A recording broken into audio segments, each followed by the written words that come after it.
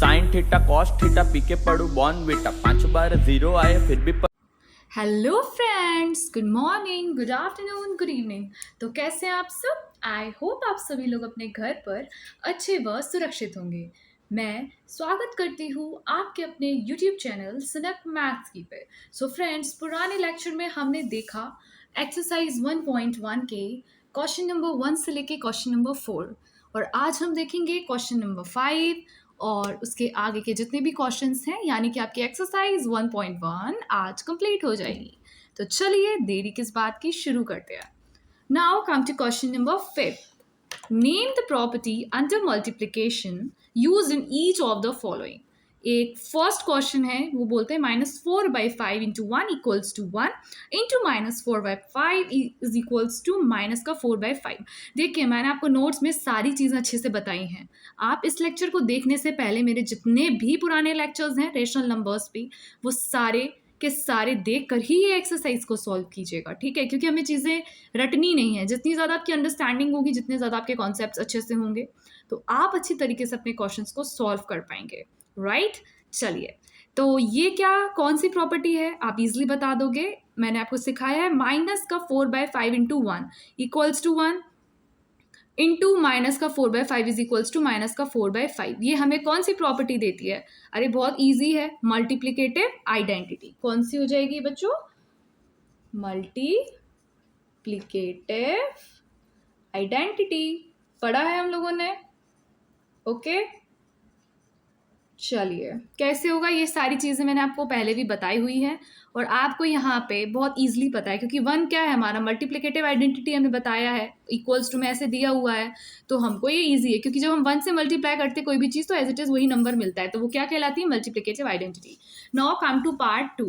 Minus का 13/17 into -2/7 is equals to -2/7 into -13/17। तो ये कौन सी प्रॉपर्टी है? ये सिंपल है, कम्यूटेटिविटी। कौन सी है? कम्यूटेटिविटी। हमें पता है ना, a into B equals to B into A, तो ये वही है। हम लिख देंगे, इजी है, कम्यूटेटिविटी। ओके बच्चों, चलिए अब हम चलते हैं हमारे पार्ट 3 पे। इसके माइनस का 19/29 इंटू 29/-19 इज इक्वल्स टू 1। तो ये कौन सी है? बहुत ईजी है, मल्टीप्लिकेटिव इनवर्स। अब इसको जब सॉल्व करोगे तो ये इससे कट जाएगा, ये इससे कट जाएगा और हमें मिलेगा 1। तो ये भी मैंने आपको बताया हुआ है, ये कौन सी हो जाएगी? Multiplicative inverse. कौन सी हो जाएगी? Multiplicative inverse. ओके, चलिए अब हम चलते हैं क्वेश्चन नंबर 6 पे। Multiply 6/13 by the reciprocal of minus का 17/16। अब हमें इसको कैसे करना है? देखिए, 6/13 को वो बोल रहा है by the reciprocal of minus का 7/16। तो आपको पता है माइनस का 7/16 हमें दिया है। इसका अगर हम फर्दर रेसिप्रोकल देखेंगे तो वो माइनस का 16/7, और या तो आप लिख सकते हो 16/-7, दोनों ही करेक्ट होंगे अपने वे में, ठीक है? अब क्या करना है हमको? इसी को मल्टीप्लाई करवा देना है 6/13 में। ओके, जब आप इसको मल्टीप्लाई करोगे, आपको पता है, आप अगर आपको टेबल आता है तो बहुत ही अच्छा, तो ये हो जाएगा 96, वो भी माइनस का अपॉन 91, ठीक है? टेबल आता है तो आप इजिली इसको कर लोगे, या तो आप मल्टीप्लाई करके भी कर सकते हो। 6 6 36, 6 1 6, 7 8 9, तो ये 96 हो गया। फिर 7 3 21, फिर 7 7 8 9, ठीक है? तो ये आपका करेक्ट आंसर है। आई होप आपको इतना क्लियर होगा। सो फ्रेंड्स, अब हम देखते हैं क्वेश्चन नंबर 7। क्या बोलता है? Tell what property allows you to compute 1/3 into 6 into 4/3 as 1/3 into 6 into 4/3। देखिए, ये मैंने प्रॉपर्टी आपको बहुत अच्छी तरीके से एक्सप्लेन की है। जिन भी बच्चों ने मेरा लेक्चर देखा है उनको इसमें बिल्कुल भी दिक्कत नहीं आएगी, राइट? तो मुझे आप ये ना कमेंट सेशन में भी बताइएगा कि ये कौन सी प्रॉपर्टी है। ओके, फिलहाल मैं आपको आंसर बता दे रही हूँ, लेकिन आप ज़रूर आंसर दीजिएगा। ओके, बी ऑनेस्ट, आपको ऑनेस्ट रहना है आपके साथ। तो इसका आंसर हो जाएगा एसोसिएटिविटी। Associativity, okay.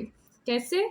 मैंने सिखाया था आपको, ए इंटू बी इंटू सी है, तो ए इंटू बी आप पहले ले लो, उन्होंने या बाद में दिया है, या आप बाद में ले लो, equals to A into B into C, ऐसे, ठीक है?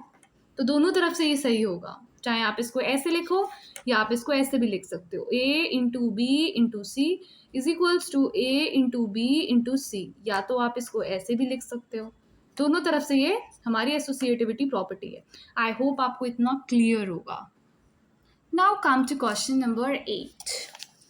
Is 8 by 9 the multiplicative inverse of minus 1 by 1 by 8 y और y नॉट। अब आपको बताना है ये जो 8 by 9 है क्या इसका मल्टीप्लिकेटिव इनवर्स ये होगा, और होगा तो क्यों होगा, और नहीं है तो क्यों नहीं होगा। ठीक है, तो चलिए देखते हैं।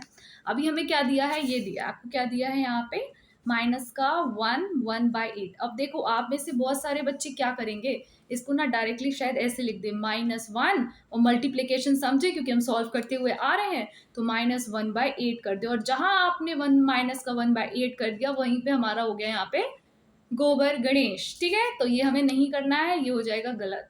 अब आप में से बहुत सारे बच्चे पूछेंगे तो मैम सही क्या होगा।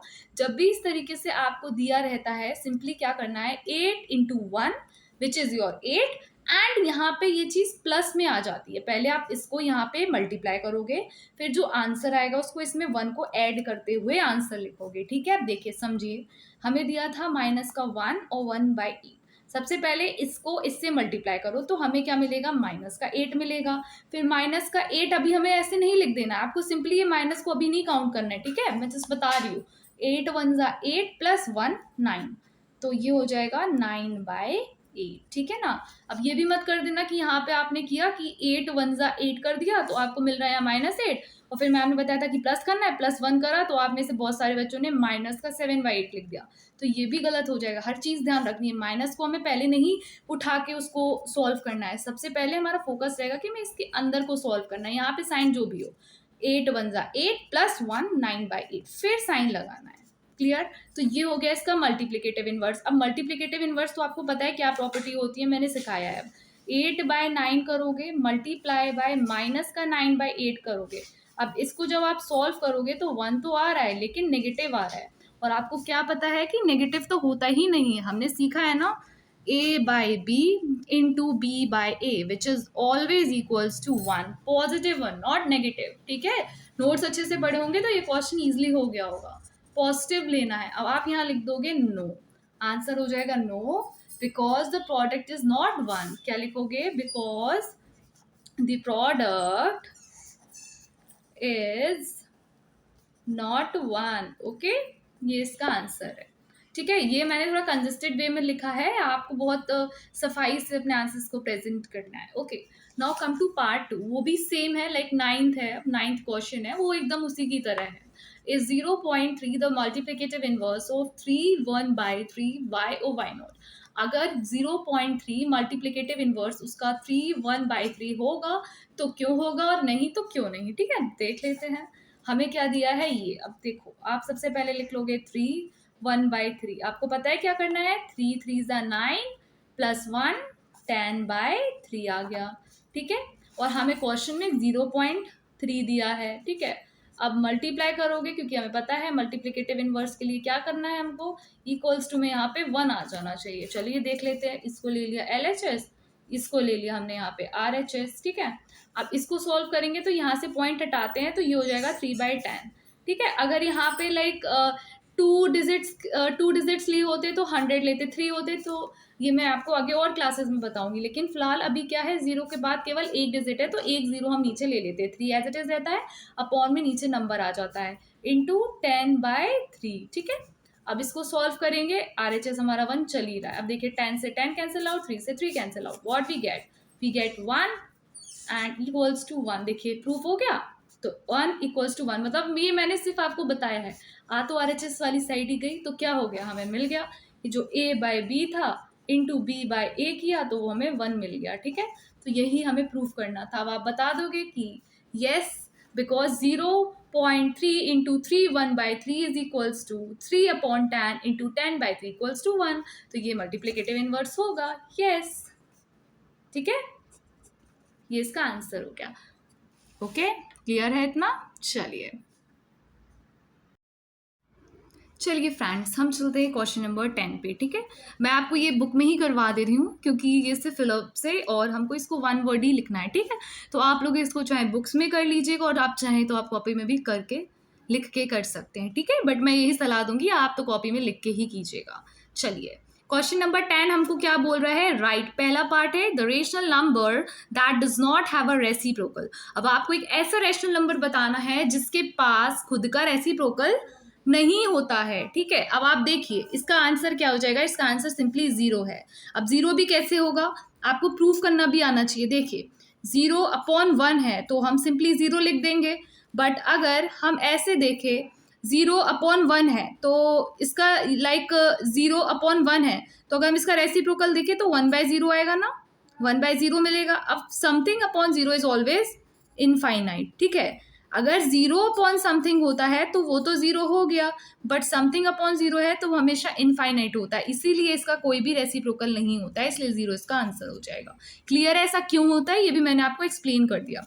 Now come to part second, the rational number that are equal to their reciprocals. अब आपको एक ऐसा रेशनल नंबर बताना है जो उसके रेसिप्रोकल के ही इक्वल हो, तो सिंपली इसका आंसर 1 हो जाएगा। 1 कैसे? अब 1/1 है तो आप चाहे दोनों तरफ से देखो तो भी 1 मिलेगा, और एक आंसर इसका -1 भी होगा। वो कैसे? अब -1 है अपॉन 1 है, ठीक है, तो 1/1 ही होगा तो भी -1 आ रहा है, तो दोनों केसेस में 1 और -1 के क्या हो जाएंगे? खुद के रेसिप्रोकल्स होते हैं। ठीक, part third, the rational number that is equal to its negative. तो अब आपको पता है, मैंने ये नोट्स में भी बताया है, 0 इसका आंसर होगा। 0 क्यों होगा? ना ही तो देखो 0 पॉजिटिव और 0 नेगेटिव, हमने ऐसा क्लियरली बोला नहीं है, तो 0 एक न्यूट्रल है तो हम 0 बोल सकते हैं यहाँ पे। ठीक है, चलिए 11th, fill in the blanks. First, 0 has no reciprocal, अभी हमने पढ़ा, ये देखिए ऊपर ही है, किसके पास नहीं होता है? तो 0 has no reciprocal. The numbers dash and dash और देयर ओन रेसिप्रोकल्स, अभी पढ़ा है 1 और -1। फिर थर्ड है द रेसिप्रोकल ऑफ -5। अब देखिए यहाँ पे आप 1 ऑटोमेटिकली इमेजिन कर लीजिए। ठीक है, तो ये 1/5 हो जाएगा, या तो आप ऐसे लिख दो और आप ऐसे भी लिख सकते हो 1/-5। ठीक है, चलिए अब reciprocal of 1/x, simple x हो जाएगा क्योंकि वो बोल रहा है x does not equals to 0, तो x ही तो होगा। अब 1/x है, मान लो 1/2 होता तो रेसिप्रोकल 2 हो जाता, तो यहाँ पे आंसर x होगा। Fifth, the product of two rational number is always a rational number. ठीक है, कोई भी प्रोडक्ट हम लेंगे रैशनल नंबर का तो वो ऑलवेज हमें क्या देगा? रैशनल नंबर देगा। ठीक है, and sixth, the reciprocal of a positive rational number is always positive. और अगर आपको यहाँ तक क्लियर हो तो आप मुझे कमेंट सेक्शन में बोलिएगा clear ma'am, and make sure one thing कि हमेशा पेंसिल से ही बुक में सारे काम करने हैं। स्कूल में भी अगर आप पढ़ रहे हैं, कहीं कोई नोट्स बना रहे हैं, तो पेंसिल का यूज़ कीजिए बुक में करते time, otherwise you can use pen, okay, वो भी कॉपीज के लिए। ओके, आई होप आपको आज का लेक्चर बहुत ही ज़्यादा अच्छा लगा होगा। हमारी फाइनली एक्सरसाइज 1.1 यहीं पे कंप्लीट होती है। अब आप लोगों का काम ये है कि आपको रजिस्टर को मेंटेन करते हुए सारे क्वेश्चंस को उसमें सॉल्व करना है, और कोई भी डाउट हो, क्वेरी हो तो आप मुझे कमेंट सेक्शन में बोल दीजिएगा, मैं आपका रिप्लाई कर दूंगी। ओके, तो चलिए मिलते हैं हम हमारे नेक्स्ट लेक्चर पे, तब तक के लिए tata bye, see you, take care, thanks for watching.